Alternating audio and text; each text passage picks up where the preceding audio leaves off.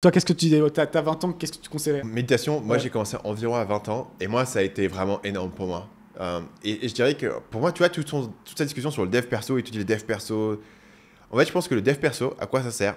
Le dev perso, ça sert à retirer les obstacles internes que tu as et qui te bloquent à faire ce que tu as envie de faire en fait. Mhm. Mais te dire, je vais faire du dev perso, je vais travailler sur moi pour me construire, c'est pas vraiment comme ça que tu vas te construire. Tu vas te construire par rapport au challenge que tu as dans ta vie, mais ça sert à retirer les obstacles internes.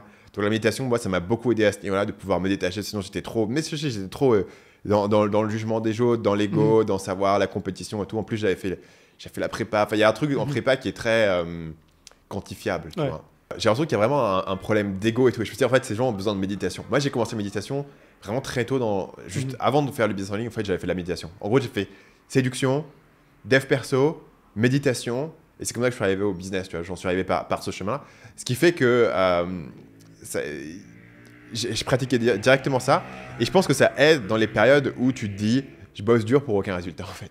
Et le but de la méditation, même si tu regardes un peu les textes anciens, le Mhm. bouddhisme et tout, ou des trucs hindouistes, c'est te détacher de ton ego. Et ici, l'ego, c'est les chiffres, les possessions, les machins. En fait, te détacher un peu de tes résultats. Tu vas être capable de faire les Sur trucs, l'action, la bonne action, quoi. ouais, la bonne action, sans te dire, Mhm.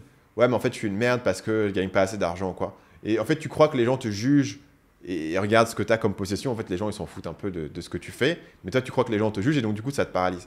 En fait, les gens Et disent, je ok, pense que c'est mais beaucoup, si tu juges les gens là-dessus, tu vas te sentir jugé là-dessus, toi. ouais, Il y a un peu ce truc-là, je pense, ouais. qui est un facteur. Et si tu te dis, ouais, mais je vais méditer, donc du coup, ça va diminuer. Tu vois, j'ai diminué mon attachement à mon ego, à Mhm. mes possessions et machin, ça va diminuer ma motivation. C'est vrai que ça va potentiellement diminuer ta motivation, mais ça va aussi diminuer ta résistance à l'action, en fait. Mhm. Les gens qui ont vraiment cet attachement au truc, c'est pas qu'ils peuvent bosser toute la journée, en fait, c'est que ils sont en guerre, ils ont une énorme motivation et ils ont une grosse résistance. Pourquoi? Parce Mhm. qu'ils ont une peur de l'échec, ils ont simplement une résistance à l'effort, à la Mhm. douleur, etc. Tu vois. Et souvent, ce truc d'être attaché aux bonnes émotions, ça veut aussi dire que tu repousses les mauvaises émotions. Mhm. Pour ça, c'est de la méditation de base, tu vois. Tu veux accepter tout ce qui arrive. Et donc, du coup, tu refuses cet effort. En même temps, tu te dis, ouais, mais je suis une merde parce que je fais pas d'effort. Et tu as deux forces très fortes qui sont l'une contre l'autre. Finalement, de temps en temps, il y en a une qui gagne et tu fais un effort. De temps en temps, tu as l'autre qui gagne et tu procrastines. Mais tu perds énormément d'énergie à ce niveau-là, en fait. Et tu es beaucoup plus serein si tu diminues le truc, tu diminues l'attachement. Tu comprends que les chiffres que tu fais dans ton business, c'est pas un jugement sur qui tu es en tant que Mhm. personne. C'est juste des résultats que tu peux avoir. Il y a une part de chance, il y a une part de compétence, il y a une part de génétique, il y a une part de tout.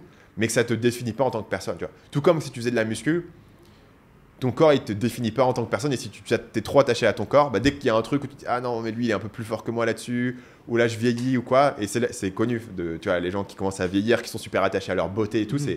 c'est vachement dur pour eux alors que si tu cultives un certain détachement par rapport à ça, tu es vachement plus libre dans tes actions et tu peux potentiellement être plus flexible, tu vois, être plus innovant sur ce que tu fais. Le truc, je pense qu'il y a un peu le jugement classique, qui est en gros de penser que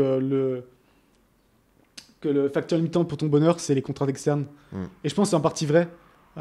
Tu vois, si t'es vraiment un boulot que tu détestes ou t'es dans une mauvaise relation, il y a un truc à faire, effectivement. Mais je pense notamment, là, il parle à des gens qui sont, j'ai l'impression qu'ils sont lycéens. Bon, en réalité, c'est pas, toi, le lycée, c'était pas si terrible que ça potentiellement. Et donc, l'idée que ouais, si tu t'extrais un peu de responsabilité, tu vas être heureux. Alors que, et encore une fois, ça peut être partiellement le cas. Tu peux être dans des mauvaises circonstances dont il faut que tu te sortes. Mais au final, c'est comme ce qui se passe dans ton cerveau. Et donc, ça va pas magiquement. Enfin, ton cerveau va pas changer Mm. de façon magique juste en changeant les circonstances. Je dirais que pour une personne aujourd'hui qui débute, tu vois, euh, devenir genre multimillionnaire, ça va pas te rendre beaucoup plus heureux que ce que tu es actuellement en fait. En mode, il y a beaucoup de trucs auxquels tu vas t'habituer. Enfin, vraiment, c'est Mhm. vraiment ultra facile d'être blasé, de gagner une somme. Ou si tu regardes sur le site de l'INSEE, tu n'es même pas sur le graphique. Parce que 1%, c'est genre, je sais pas, 15 000 euros par mois. Enfin, tu vois. Et par contre, un remède à ça qui est intéressant, et j'aurais voulu faire plus longtemps, c'est que je tiens une sorte de journal un peu. Et j'utilise Day One pour ça, une app qui en fait te remet ce que tu as mis les années précédentes pour la même journée. Tu vois. Ouais, ok. Et donc c'est assez cool de voir en fait.